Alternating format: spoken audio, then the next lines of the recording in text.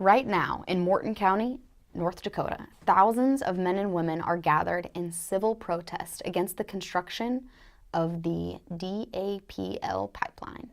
What began as a peaceful demonstration against an oil pipeline that would run through sacred burial grounds and potentially risk the contamination of Lake Oahe near the Standing Rock Reservation has escalated dramatically.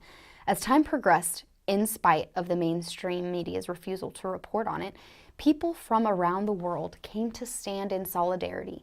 People of all nations and religions have come together to protest the outright refusal of our government to protect the natural resources that are held sacred by the Native American population. But more than that, it has become a modern embodiment and striking reminder of the devastating havoc the European invasion has wreaked on the Native American culture. This act of civil protest was immediately met with violence.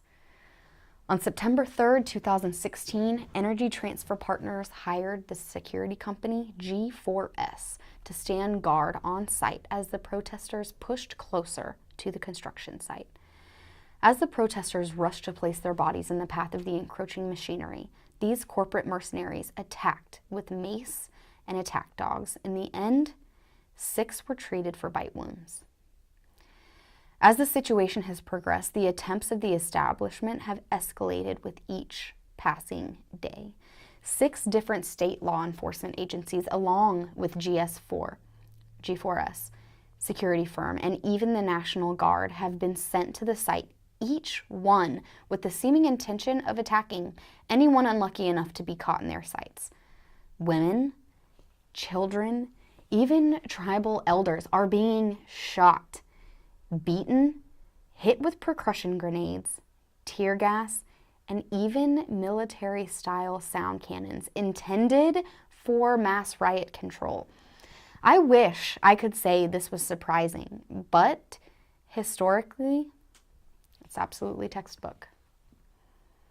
This Sunday, protesters clearing trucks for forming a barricade over a bridge in order to give emergency services easier access to their campsite were surrounded on both sides, unable to escape, and assaulted with rubber bullets, tear gas, an LRAD acoustic device, and high-pressure water hoses in temperatures in the low 20s.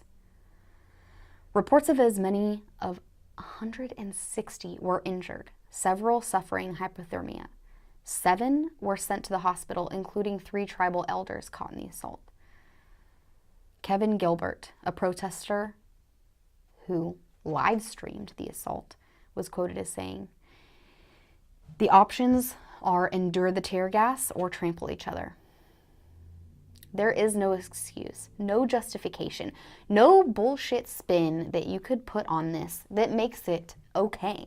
To call this anything but an outright assault is laughably naive. The actions of the police force put every single life on that bridge in mortal danger, and they did it intentionally.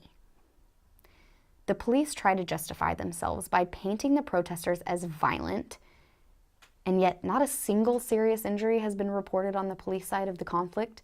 And it's a bit fucking rich coming from a group of people that showed up to a peaceful protest in a fleet of tanks.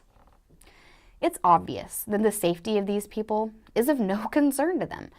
The matter where you fall on the pipeline issue, if you can't see what kind of future this sort of outright violence and lack of respect for human life foreshadows, then you are beyond blind.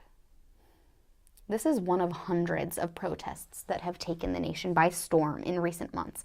And if these are the tactics that we are seeing now, then as it escalates, they will get worse. It's times like these that serve to remind us what we have to expect if we really wish to change the world we live in.